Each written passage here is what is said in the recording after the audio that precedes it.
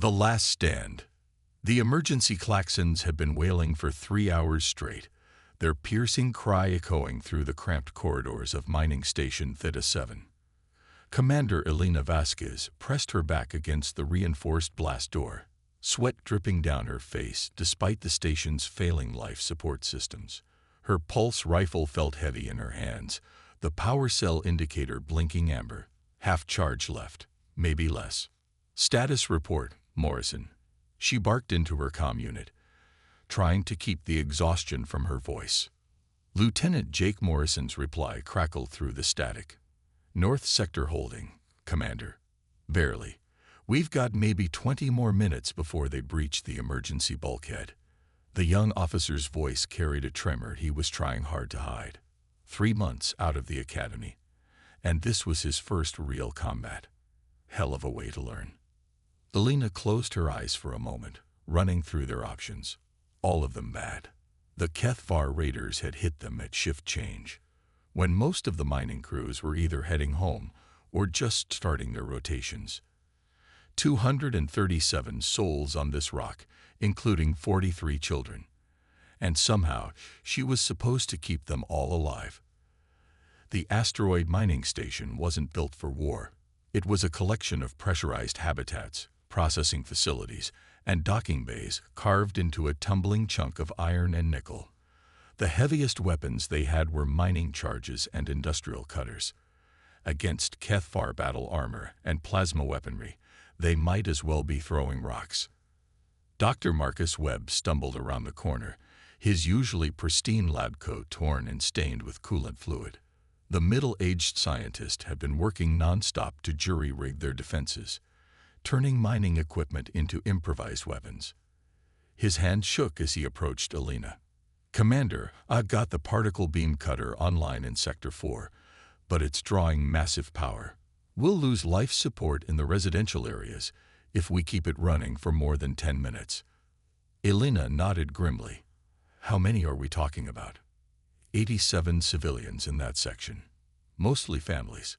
Webb's voice cracked slightly. "There's got to be another way." The comm unit squawked again. "Commander, this is Chen in the communications bay. I'm still getting nothing but static from Earth. The HFY are jamming everything, including the quantum relay. We're completely cut off." Cut off. The words hit Elena like a physical blow. No rescue was coming. The nearest Earth Defense Force patrol was weeks away, and even if they had received a distress signal before the jamming started, it would take them too long to reach the outer asteroid belt. By then, there would be nothing left but debris and bodies. A thunderous crash shook the station, followed by the hiss of escaping atmosphere. Elena's comm erupted with panicked voices. "Hull breach in Sector 7.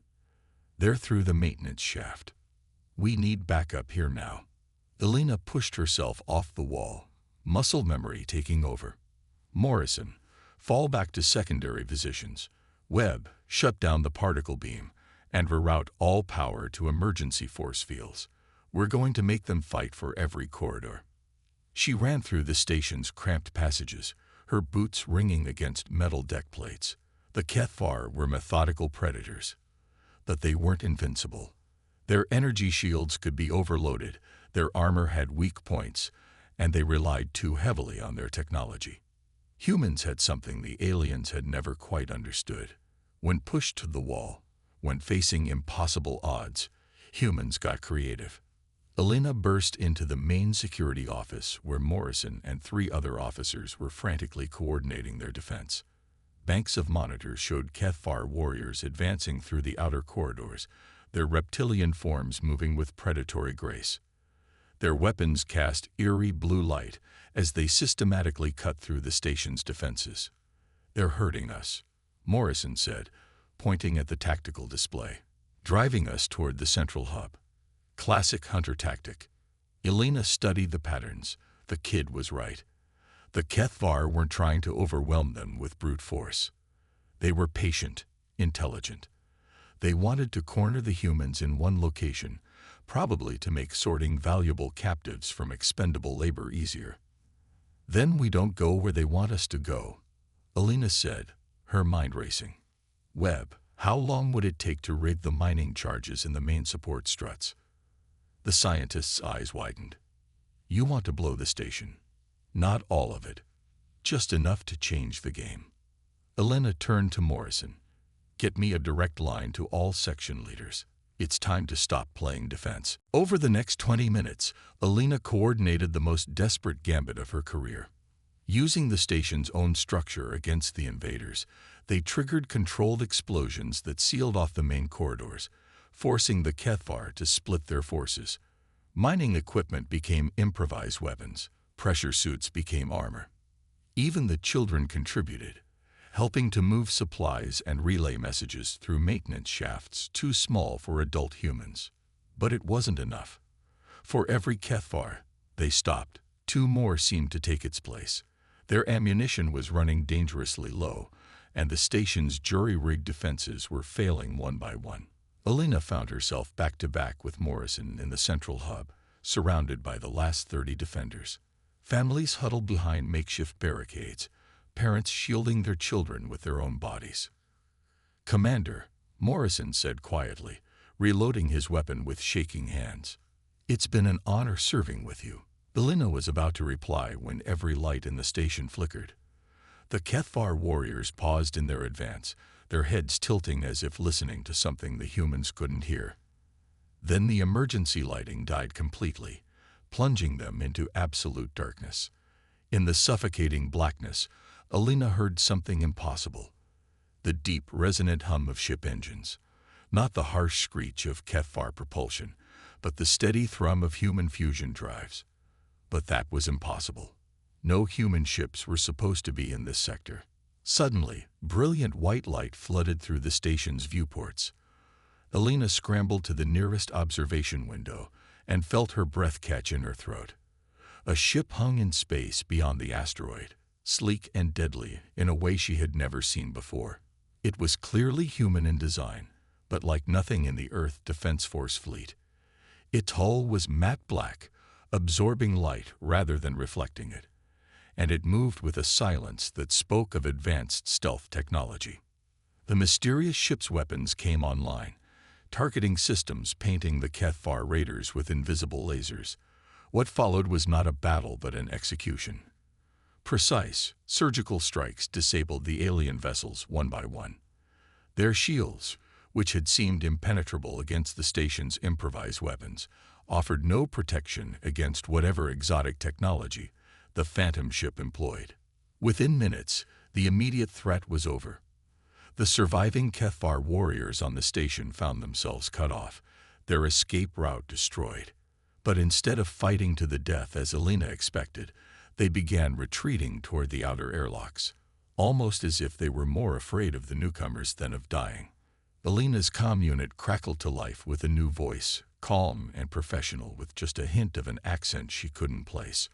"Mining Station Theta 7, this is the captain of the vessel Shadowhawk. We're preparing to dock. Please stand by for boarding party. Unknown vessel, this is Commander Vasquez.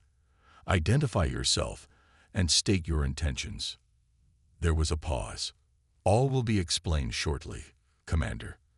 For now, know that you and your people are safe." The comm went dead, leaving Elena staring at the mysterious ship. Around her, the survivors were picking themselves up, tending to wounded, trying to process what had just happened. Morrison approached, his face pale in the emergency lighting. "Commander, what do you think? Friends, or just a different kind of enemy?" Elena watched as a small shuttle detached from the Phantom ship, heading for their docking bay. "I guess we're about to find out, Lieutenant. I guess we're about to find out." Shadows and revelations. The shuttle that docked with Mining Station Theta 7 was unlike anything Elena had seen in her 15 years of military service. Its hull bore no markings, no registration numbers, nothing to indicate its origin or allegiance. As the airlock cycled open, Elena stood ready with Morrison and a handful of armed defenders, unsure whether they were greeting saviors or new captors. The first person through the airlock was a woman who moved with the fluid confidence of a veteran soldier. She was tall and lean, with short-cropped dark hair and eyes that seemed to take in everything at once. Her uniform was clearly human military, but the design was wrong. The fabric was too advanced, the cut too modern. It looked like what Elena imagined uniforms might look like 10 years in the future. "Commander Vasquez," the woman said, extending her hand. "I'm Captain Sarah Chen. My crew and I apologize for the dramatic entrance, but the Kethvar don't respond well to polite requests to leave." Elena shook the offered hand cautiously. "Captain Chen, I don't recognize your ship's configuration or your uniform. What fleet are you with?" Captain Chen's expression darkened slightly. "That's complicated. Perhaps we should speak privately. Your people have been through enough without having to process everything at once." Elena studied the woman's face, looking for deception or threat. Instead, she found something unexpected. Sadness. Deep, bone-weary sadness that spoke of losses and betrayals that went far beyond a single battle. "Morrison, get the wounded to the medical bay and start damage assessments. I'll be in my office with Captain Chen." Elena's office was a cramped space barely large enough for a desk and 2 chairs. Captain Chen sat down across from her, removing what looked like a sophisticated data pad from her jacket. "Commander, what I'm about to tell you is going to sound impossible, but I need you to listen with an open mind." Elena nodded, settling back in her chair. "After what I just witnessed, I'm prepared to believe quite a lot. 6 years ago, my ship and crew were part of a classified Earth Defense Force operation called Project Shadowfall. Our mission was to establish deep space reconnaissance stations in contested sectors, gathering intelligence on hostile alien species." Chen paused, her hands clenching slightly. "We were expendable assets, officially. If we were discovered or captured, Earth would disavow all knowledge of our existence." "Black Ops," Elena said quietly. "I've heard rumors. More than rumors. We spent 3 years out there, sending back data, fighting skirmishes, staying one step ahead of alien patrols. Then the Kethvar found our base on Kepler Station. 2,000 people, Commander. Scientists, support staff, even some families. We fought for 18 hours straight, called for extraction repeatedly." Chen's voice grew hard. "No one came. Earth Command wrote us off as acceptable losses." Elena felt a chill run down her spine. She had heard stories about deep space operations, missions that went dark and were never mentioned again. But to hear it confirmed by someone who had lived through it was different. "My crew and I survived because we were on patrol when the station fell. When we returned, we found ruins and bodies. The Kethvar had been thorough." Chen activated her data pad, showing Elena holographic images of devastation. "We tried to return to Earth, but we were listed as killed in action. Officially, we no longer existed. So you've been out here alone for 3 years." "Not alone. We found others. Small groups of survivors from failed operations, abandoned colonies, crews whose ships were written off as lost. We've built a network, Commander. Humans who were forgotten by Earth, but who never forgot their duty to protect other humans." Elena stared at the images on the datapad. Faces of men and women who looked like they had seen too much, fought too long, lost too many friends. "How many of you are there?" "Enough," Chen said simply. "We call ourselves the Remnant. We don't have the resources of the Earth Defense Force, but we have something they lost somewhere along the way. We remember that every human life matters, that no one gets left behind, no matter how remote or insignificant their posting." A soft chime from Elena's comm interrupted them. Morrison's voice came through, excited and relieved. "Commander, you need to see this. The Kethvar survivors are gone. Just gone. And they left something behind."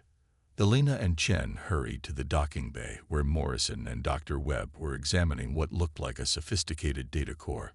Webb looked up as they approached, his face flushed with excitement. "Commander, this contains star charts, fleet movements, target lists. It's a complete intelligence database. The Kethvar were using this station as more than just a raid target. They were preparing for something much bigger."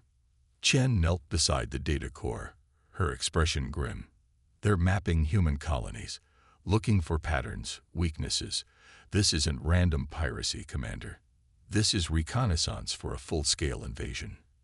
Elena felt the implications hit her like a physical blow. How long do we have? Based on these fleet movement logs, maybe 6 months before they're ready to move on the core colonies. Chen stood, her jaw set with determination. But now we know about it, and the Remnant has been preparing for something like this. Over the next several hours, Elena learned about a shadow war that had been fought beyond the edges of known space. The Remnant had been tracking HFY activities, disrupting their supply lines, rescuing survivors from attacks that never made it into official reports. They had built a fleet of modified ships, recruited crews from among Earth's forgotten, and maintained a network of contacts throughout the outer colonies. We can't stop a full invasion with what we have, Chen admitted as they reviewed tactical data in the station's command center. But we can hurt them badly enough to make them reconsider. The HFY respect strength, but they also understand cost-benefit analysis. If we make their invasion too expensive, they'll look for easier targets. Elena looked around at her people. The miners and their families who had survived the attack were helping to repair damage, sharing food, caring for the wounded. They had faced impossible odds and found a way to survive through courage and ingenuity. It was the most human thing she had ever seen. "What do you need from us, Captain?" Chen smiled for the first time since she had boarded the station. "Everything you just showed us, Commander. Humans don't give up. They don't abandon each other. They find a way to fight back, even when the odds are impossible. That's something no alien species has ever quite understood about us. And that's going to make the difference. That's going to win us this war." As Elena watched Chen's crew work alongside her own people, sharing technical knowledge and tactical expertise, she felt something she hadn't experienced in years. Hope. Real, genuine hope for the future. Earth might have forgotten about the people on the rim, but those people had never forgotten about each other. The HFY had made a critical error in their calculations. They had assumed that humans were like them, that individuals would abandon each other when the costs became too high. They had never factored in the simple truth that Elena now saw demonstrated all around her. Humans never left anyone behind. Not if there was any way to avoid it. Not if there was still hope. And sometimes that made all the difference between victory and defeat. The phantom ship that had arrived like a ghost in the darkness wasn't just a rescue vessel. It was proof that humanity's greatest strength wasn't its technology or its numbers, but its refusal to give up on its own. The HFY were about to learn what that really meant. The war was just beginning, but for the first time in months, Elena was certain they were going to win.